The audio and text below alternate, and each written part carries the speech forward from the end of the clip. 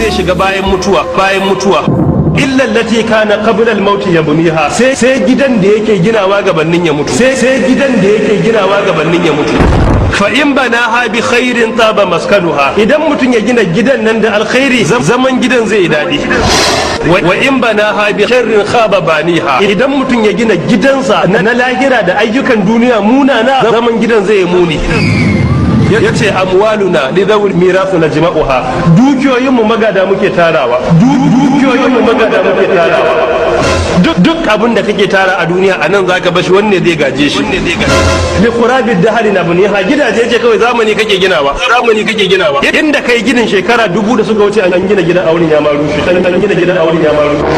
akwai wata al'umma shekara 5000 10,000 ta rayu a inda kake rayuwa tarihin ta ma an manta da akwai wuraren da an samu a tarihi bincike ya bayyana akwai al'umma su rayu sama da shekara 100 gidajen ya zama tarihi ina gidajen samudawa da adawa ka je irin kasar Egypt ka ga pyramids aka gina irin gidajen mulki inda ake preserving mummies ake ajiye gawawwaki shekara 3000 ba su rube ba ka je ka ga yadda aka gina sama da shekara 5000 ina jama'an nan suke da suka gina su tarihi ya mamanta da wanda suke wannan ayyuka da sun gina gidajen da technology na yanzu ba zai iya gina pyramid da ake da shi a Egypt ba haka tura suka tabbatar amma wanda suka gina gidajen nan an manta da suna kasa wasu shekaran su 2000 a cikin kasa su rube wal mautu ya tsuwiha mutuwa na nan kana cikin buri wuf sai ka ja dauki mutum babu labarin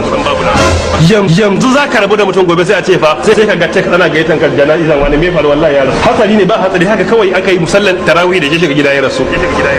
dukkan wanda ya mutu kiyamarsa ta riga ta tsaya don kana mutuwa al'amari ya riga ya kare ba wani labari ka tafi can madakada kana jiran mutane shi yasa yake cewa alqabru awwalu manzilin min manazil al-akhirah kabari shine masaukin farko a cikin masaukan lahira fa inna jami'uhu fa ba'dahu aysar idan mutum ya tsira daga kabari abin da zai zo bayan sa yafi komai sauki fa in lam yanju minhu ma ba'dahu ashaddu idan mutum bai kai labari a kabari ba to fitina na bayan wannan akwai bala'i a filin kiyama na jiran sa